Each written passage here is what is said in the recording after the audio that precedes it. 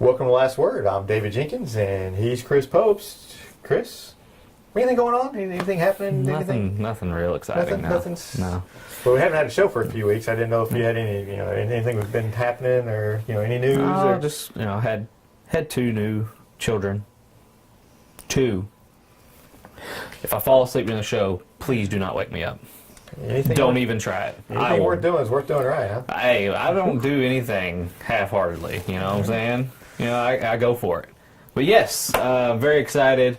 This makes children 3 and 4 for me. Family of 6. A little unexpected, but hey, twins it's been a blessing, and me and my wife Angie are very happy and very excited. Charlie, show the pictures of my beautiful children in their Notre Dame gear. Oh, just look at them, just so cute. Look at them. Oh, yeah. Oh. I love them. I wish they'd just sleep. They don't. Now, whenever I saw them, they were sleeping. They're good for people. They're good for people when they're around, like during the day. And I tell them, don't let them sleep during the day. Wake them up. I know they're cute and cuddly. They don't. They're not cute and cuddly at nighttime at 3 o'clock in the morning when you're wanting to sleep, or play PlayStation or something. You're all in your business, That's a shame. Yeah. That's a shame. I love kids. Anyway, speaking of kids, yes, we have some basketball action going on with played by a bunch of kids. Absolutely, and it's crunch time. Starting to heat up. We have districts starting on Saturday for the small schools. Large schools has kind of been the talk, this last week with Sikeston finally losing their first game.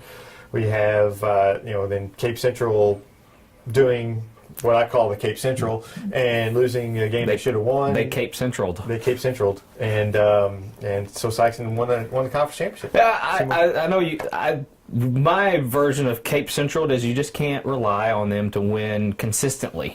No, they'll have a great game, and then they'll follow it up with just a game that they probably should win that they don't. And I see the point, and that's a lot of people's point. But Charleston is no slouch, as a lot of people say.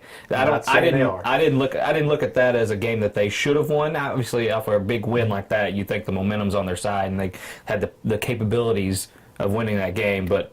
You're going to Charleston, and I get it. Cape Central is not a team that you want to put money on if you're betting. If you want a sure bet, they're not it a lot of times. But Charleston is in that mode now, and it never ceases to amaze me what Coach Farmer can do with any team that he has towards the end of the year. Because at the end of the year, they are always on all cylinders, and it's just.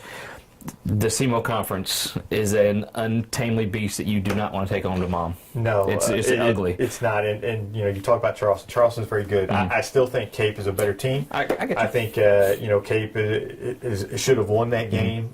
Just going in, you're just coming off beating Sikeston. You have a chance to win a conference championship, and you go and lose by double figures. It's kind of the same thing they did a couple years ago. They beat Sikeston in the district championship, and then they lay an egg against Farmington. Exactly. It's exactly the Cape Central. Yeah, and exactly. You hate saying it because they can be really good. And they can be not so good, and they weren't bad last night. They weren't. No, they weren't bad, but at the same time, I thought they should have won it. The way they played against Sikeston, Sikeston, just does not play well at Cape Central, but Cape Central they just wanted it more, and they just outplayed Sikeston, and you have that, and that gives Sikeston some motivation, and then Sikeston comes in and plays New Madrid. I'm not going to say they played great because I didn't think they played particularly well, but New Madrid had something to do with that. New Madrid played really well, especially in the first half. Yeah, and a lot of people are saying that loss would be great for Sikeston, and in typical cases it is. When you have a team that's rolling and all of a sudden they just get upset like that, it usually sparks something, and this Sikeston team will definitely use this as motivation going into the district tournament, where they will probably more than likely see Cape again in that championship game. One thing that kind of surprised me is usually after a loss like that, Sikeston will come out just super aggressive, especially defensively, and they really weren't that way against New Madrid. Maybe they're saving it. They may be tired. It's been a long season. You're at the end here, and that may be some of it too. But it's down to the nitty gritty now, and I think Sikeston needs to be playing their best. I'm not sure that they are, but they still have a couple of weeks where they can turn it on. In my mind, this is the time where you got to lean on guys like Fred Thatch. He's got to be the guy that takes the charge of this team after a loss like that and heading into districts and heading into the postseason. He's not really what I've seen a big vocal leader. He's kind of lead by example type. This is the time where he needs to step up and kind of become. I know he's just a sophomore. And I know they have Dominique Dyes as that senior. He's kind of looked up, but he's the engine that makes that team go. Against New Madrid in the second half, I saw him, and he was telling his teammates, Fred Thatch was saying, "Get me the ball, just give me the ball." And he's got to do that. And they did, and that's when they started pulling away. And that's exactly what you're talking about, and that's exactly what they needed at the right time. New Madrid just kept hanging around, and it's like he could feel it, and he said, "Give me the ball," and they went along.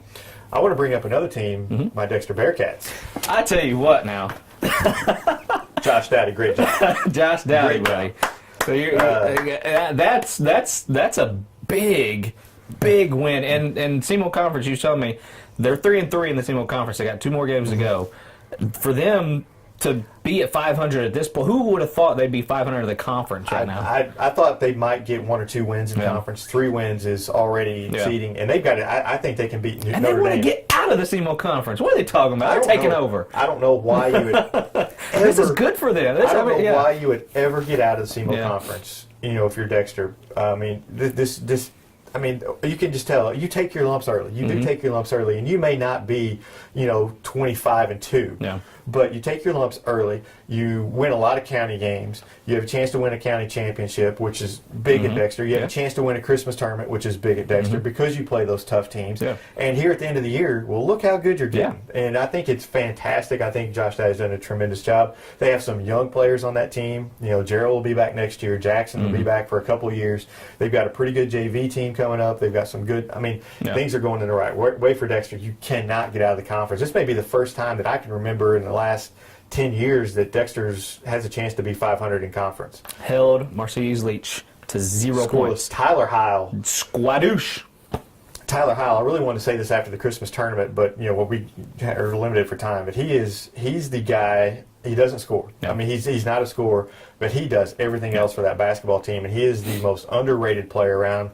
I mean, he can play defense, he rebounds, he's a very emotional player, gets them fired up. Tyler Heil is one heck of a player that doesn't score 10 points a game. He may only get a basket a game. I think he scored 1 point last night, but he does other things like keeping Mercedes Leach, who's averaging 22 points a game, scoreless. Yeah, that's tremendous, and hats off to Tyler Heil. That's an accomplishment in itself. If they won the game or not, keeping that guy scoreless, who has proven time and time again to just take over games at the end, just to keep him scoreless.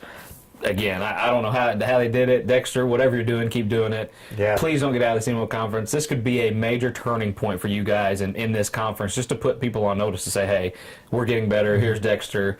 Let's keep rolling. And you've got the guys to do it. I like it. It's fun when Dexter is competitive in the SEMO Conference, especially basketball-wise. I tell you what, they're opening some eyes in that Class 4 District 1 because there's some teams there that may not want to play them. They're just. I'm not saying they're primed for a district upset run here, because they still got Sikeston and Cape Central possibly in the way, but they could make it to that semifinals very easily. And they would play Sikeston in the semifinal if they could get past Perryville. Perryville beat them earlier in the year, but if they could get past Perryville, you play Sikeston, and they could, they played Sikeston fairly close for a quarter and a half the first time. You might give Sikeston more of a game than what they're kind of anticipating in that semifinal game. Absolutely. That's just a great season from Dexter so far. They have a chance to have a winning record for the first time in a few years. So that's a great thing. Josh Dye is doing a great job with that program. Keep it up, Coach. SEMO Conference. Now, we talk about districts. Ugly, beautiful darling. Talk about some districts. Let's talk about some small school districts that kick off on Saturday. It's time. Win or go home, baby. Good. Let's pick some winners. Where do you want to start? Let's go big boys. Let's go Class 3 District 1. The hornet's nest of the district tournaments around here. This is so loaded. And if you have any idea about who might win this one, go buy a lottery ticket, because I know. I'm going off the cuff. I go by with the team that I saw that I was more probably impressed by, and that's Caruthersville. Now, I know they've kind of tapered off a little bit since I saw them against Charleston. They lost to Hayti, who's surging, and just another team that could possibly win this district. But I really like what I saw from Crothersville. I really think they have the tools to get this done, and I see them taking over Malden in a district championship. Yeah, you have Malden who won like 8 games in a row after Christmas. I really like Malden too. just to put that out there. You have Crothersville who to me is the best team that I've seen in that district, and then you have Hayti who went on a big streak. Yep. They have really turned it on, and they beat Crothersville just a week ago or so. And you have New Madrid as a 4 seed who's lost 9 of their last 11. Yeah. But they're still very capable. But they showed against Sikeston that they can turn it on and they can look really good. It's just they have to put 4 quarters together. I don't think they can. Let's not forget Zenith Hornersville, the wild card maybe the biggest wild card of them all. Yeah, with the Moore kid. Yeah, with Moore kid who could score 50 points in the blink of an eye. Yeah. He could go off and upset anybody in this tournament. They play Crothersville, who they beat. Yeah. And they play them to start it off. I'm looking at it, and even though I think Crothersville is the best team on there, I'm saying Malden and Hayti in the championship. Malden Hayti. And Malden wins. And this is all off the cuff. And 5 minutes from now when you ask me, I want to say Crothersville. 5 minutes after that, I'm going to say Hayti. I wanted to believe in Hayti. The run that they're going is pretty impressive because they're beating some teams that you wouldn't think that they could pull off and win. Just the consistency of it, and they've found a way to close out games, which was a problem for them earlier in the season, and that's a good sign moving forward. But just keeping it going is always they're kind of like a Cape Central, just counting on them to get that big win in that big situation. Yeah, for me, it's all who's peaking at the right time. I think Hayty's peaking. That's why I'm going to pick. I think I'm going to pick Hayti to beat Malden. I don't know what I said earlier. I'm going to pick Hayti to beat Malden. Like I said, you just put Malden over Hayti. Now, did you convince yourself? 5 minutes from now, it'll be Crothersville. So I have no idea. I know. I like Crothersville's win over Charleston. Charleston, that's a good battle test game for them. They're played Sykes. I mean, it's a good. They're playing Sikeston tonight. They're playing Sikeston tonight, and it's just Wednesday, and for that, it's. I think those games are going to give them what they need to beat teams like that who don't see that competition. Crothersville, I like what they do. They play, adding Sikeston on the schedule knows it's always going to be a tough matchup, and I think that's going to be it to kind of push them over the top. Malden, I love the Green Wave too. Trevor Ison has the ability to take over a game. Who knows? Who knows? I'm going Malden. I'm going Crothersville. I'm going to take Hayti. Who knows? I'm taking Zenith. Girls. Who are you going to take? Who are you going to take? That's Twin Rivers. That's Twin Rivers all the way. They're the cream of the crop of that district. Don't need to talk about them anymore. No. Class 3, District 2. For me, it's Charleston. Charleston. I think Charleston plays Saxony in the finals. I think Charleston is just too much, but I think Saxony gives them a game, and I think next year that's a even bigger game. To be the man, you got to beat the man. If Saxony wants to take that next step, which they've been very good this year, they got to get a big win over Charleston. And beating them in a district championship would certainly do that. They don't do it this year. Charleston is in a mode right now that, again, just what Farmer does and Coach Thompson does with that program just never ceases to amaze me. They're always playing tough at the end of the year. Same case in point here. They won another district championship. We've already talked about them. And then the girls' side, Saxony, I don't think they're even Saxony's challenged. not challenged in this one at all. Now let's go to another tough one, Class 2, District 1. Another booger. At Campbell. Campbell, really? You're playing this at Campbell? Campbell, baby. Could you play this some? No, I like it. Small schools. I like the atmosphere. Watch where you park because there'll be 4 cars behind you, 4 cars in front of you where you can't move. Not big parking. Get there early if you want a good spot, or don't get there early if you want to get parked. It's awful. It's just terrible parking. The whole thing's terrible. Campbell, bad experience. So he's coming from a bad experience. At Campbell. He's a little surly, so his judgment of Campbell is a little skewed. But anyway. But your Scott Central Braves, the defending state champions, are the 3 seed. Bloomfield, the number 1 seed. The top seed was the big get in that one. Bloomfield getting that top seed was key. They'll have to play Campbell in the semifinals, which won't be easy, but Bloomfield should take care of Campbell. South Pim, Scott Central in the semifinals. And I've been saying all along, I think South Pim is a huge matchup problem for Scott Central. And I'm sitting here and I'm trying to decide what I'm going to do. South Pim over Scott Central. Bloomfield wins the district. Wow. Scott Central is the... You heard me say it. Scott Central... Sticking to it.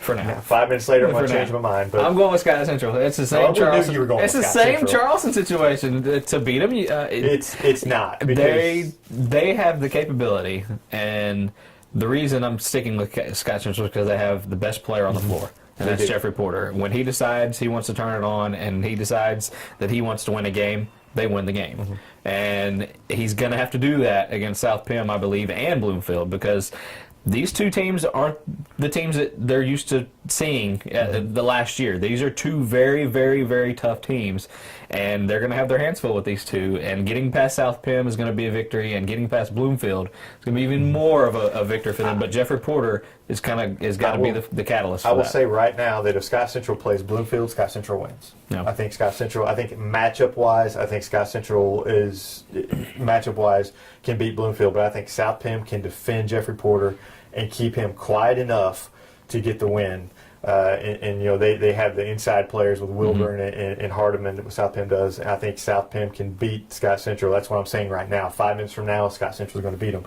But right now, I'm taking South Penn over, and then I think Bloomfield beats South Penn. I think this is Bloomfield's year. If they don't do it this year, they're not going to do it for a while. I agree. And don't forget, there is a Bidewell on the sideline. There is. And they can defend. We saw them in the Christmas tournament. They can defend. Yeah. So, we'll move over to the Class 2. The girls. Who got the Class 2 girls? Scott Central over Chaffee. A little bit of revenge from last year. I think the Scott Central's kind of proved they beat Chaffee a few times this year. I think it's a little bit of a revenge.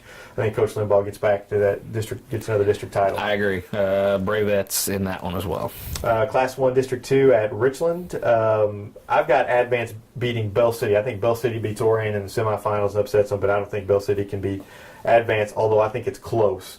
I think Advance pulls out of that district. I think it's a little closer than what people might expect too. But Bell City's playing really well. They are. C.J. Hadley has done a great job with them, and not many people have expected Bell City to win a few games that they have this year. But I still think Advance is the tops in that district. And again, I think it's a nail biter between them, but Advance eventually pulls that one out.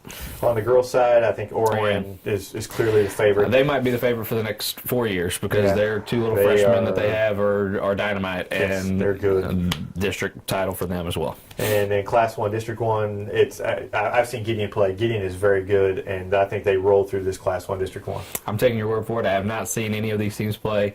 I'm going with Jinx's pick and Gideon. Let's get off basketball for just a little bit and talk about my favorite sport, football. Had some coaching changes. Cape Central losing their football coach. He's going to Lafayette or Lindbergh. Can't remember. One of the Flyers. Who are the Flyers out there? I have slept in a while. I think it's Lindbergh.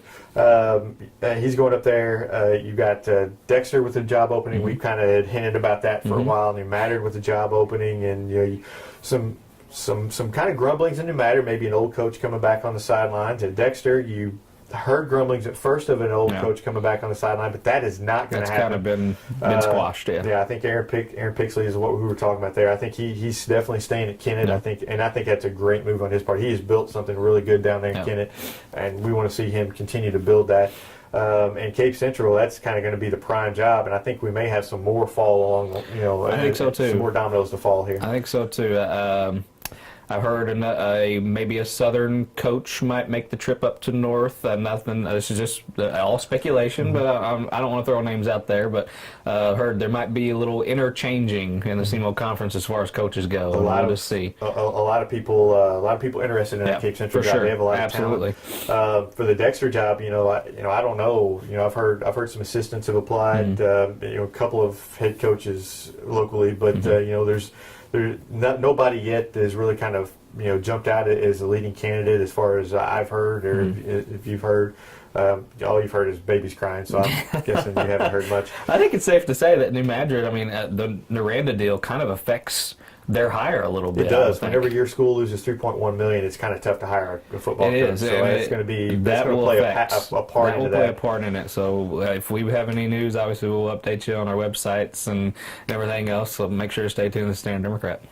So we'll definitely check out some of the football coaching changes, and we'll talk some more about district basketball next week. Send us your picks. Yeah. Send us who you think is going to be coaches of the football programs. Let us know.